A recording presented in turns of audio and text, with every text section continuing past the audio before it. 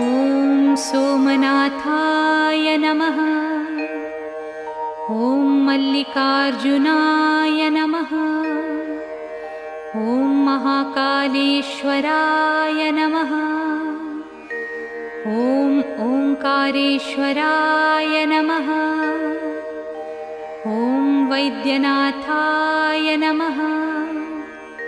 ॐ भीमशंकराय नमः। ॐ रामेश्वराय नमः। ॐ नागेश्वराय नमः। ॐ विश्वेश्वराय नमः। ॐ त्र्यंबकेश्वराय नमः। ॐ केदारेश्वराय नमः। ॐ भुस्मेश्वराय नमः।